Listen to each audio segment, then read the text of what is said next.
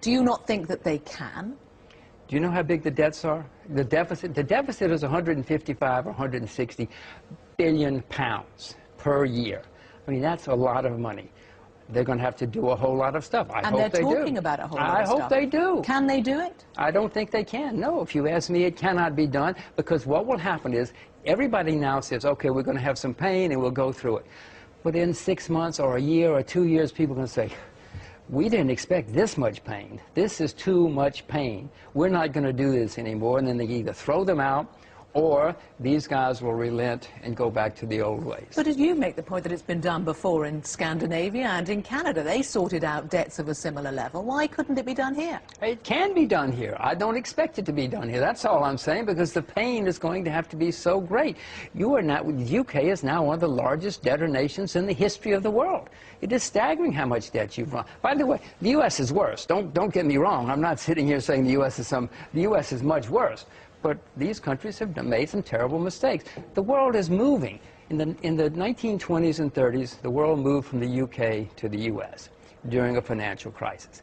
The same thing is happening now. The world is moving from the US to Asia during a financial crisis.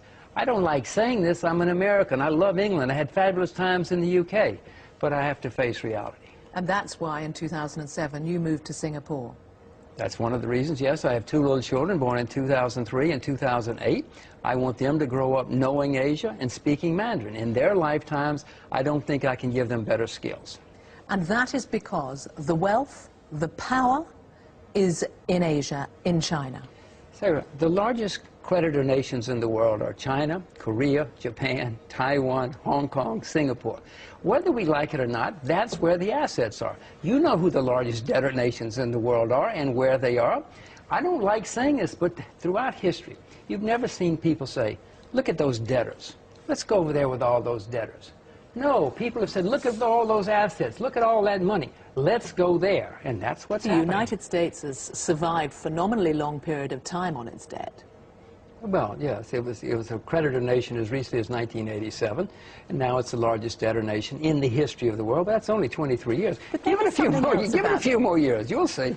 But there is something else. Here you are, a man brought up in the United States, made your fortune in the United States, and you love the United States? Oh, yes, yes, yes. I'm still an American citizen. I pay American taxes. I vote in the United States. But you have 2 young daughters who you want to bring up in Singapore, and I wonder that you don't have any regrets since you moved there 3 years ago, that you don't occasionally think, I wish they could experience what I experienced as a child. Oh, no, we go to the U.S. quite a lot. We go and visit the family. They know about hot dogs. I mean, they know about the things in the U.S.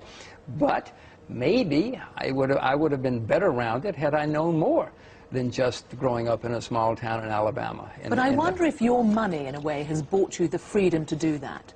If you didn't have the money to be there and to live the life that you live, whether you would actually want your children to grow up in the free America. Many people went to America as immigrants.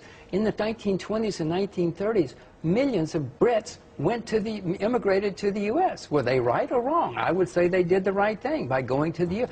America was built on immigrants. My forebears were immigrants to the U.S. And they were Everybody. Free. Yeah, they were free. Free in a way that many people in China and parts of Asia don't feel free. Well, Asia is becoming more free. As you may know, when I first went to Asia, there was one party in China, there was one radio, one TV, one newspaper, one everything. Now there are dozens of media outlets. Hong Kong is no longer is much more democratic than it was under the British. Taiwan is now a democracy. South Korea is now a democracy. All of these countries have opened up. Is China inevitably going to become a democracy? In my view, yes. It's opening up. They have elections. They have protests. You must read about all the protests. I read about them or hear about them on the BBC. There are protests all the time in China now as they're opening up. You've quoted Plato before that societies revolve from dictatorship to oligarchy to democracy to chaos and back to dictatorship. If China's heading one way, Does that mean the United States is now going from democracy to chaos and back to dictatorship? Well, to quote Plato again, it was in the Republic, yes, that's what Plato said. He was a pretty smart guy. He has stood the test of time, and many societies have been that way. Certainly in America, we're losing more and more of our freedoms, economic freedom, political freedom, all sorts of freedoms of speech, freedom of everything. It is becoming worse in the U.S. And it is becoming more open. You think it's heading back to a dictatorship? I didn't say that. I said we're losing our freedoms. I'm saying that Plato has said over time. You can ask me in 10 years. You can ask me in 20 years. But certainly the trend is, as Plato said, we're losing more and more of our freedoms in the United States. I don't like saying it. I vote against it all the time. It doesn't do me any good. Now, you said at the outset that you owe your life to the BBC. Why? I went around the world a couple of times, once on a motorcycle and once in a car, and my only source of information, I had a shortwave radio, and I used to listen to it every night and every day. That was my only source of news. So certainly on my first trip on the motorcycle, you told me about wars, you told me about epidemics, you told me about border closings, you told me about things that people around me didn't know about.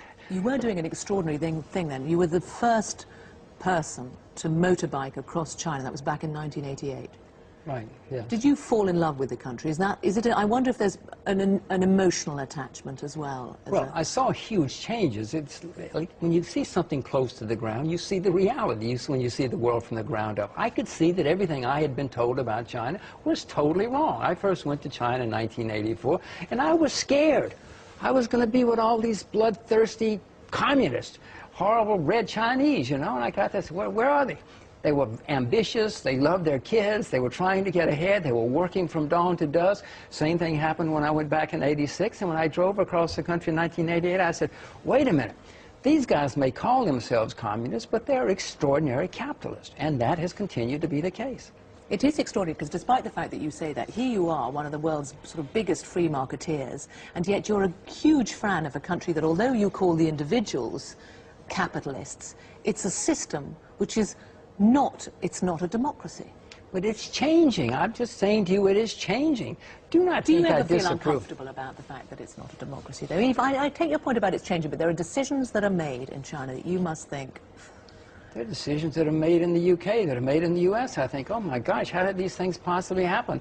You know, how can grown-ups say that sort of thing? You should hear some of the things American politicians say. I say, can grown-ups really believe something like that? Of course I don't approve of some of the things that happen in China, many of the things that happen in China. But it is moving at least in the right direction. Back to Plato. He said that's the way the world works. It seems to be working that way. You've talked about your two daughters.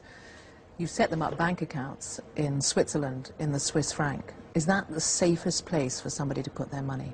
No, I don't think so. It's where I happen to have accounts for them. That's where, when they were, my first child was born in 2003, and so I opened her a Swiss bank account. She pays taxes on it, don't worry, she reports it. But at that time, it was certainly one of the safest places. But no longer? I don't think so, no. Singapore, Canada, they're places that have sounder currencies and sounder economies now than Switzerland. Even the Swiss franc? Oh, yeah, even the Swiss franc, yeah. I own the Swiss franc, but it's not what it used to be. But part of your dismay at what the Swiss government was doing was to help, when it helped bail out UBS. Yeah, it bailed out UBS, which they said they would never do. Can you imagine 50 years ago a Swiss government or a Swiss national bank bailing out anybody, much less UBS? They made a profit on their investment in please, UBS. You're bad for my nervous system. That's what they say. They still own a lot of that garbage on their balance sheet, which they haven't liquidated, and if you ask me, they'll never be able to liquidate it.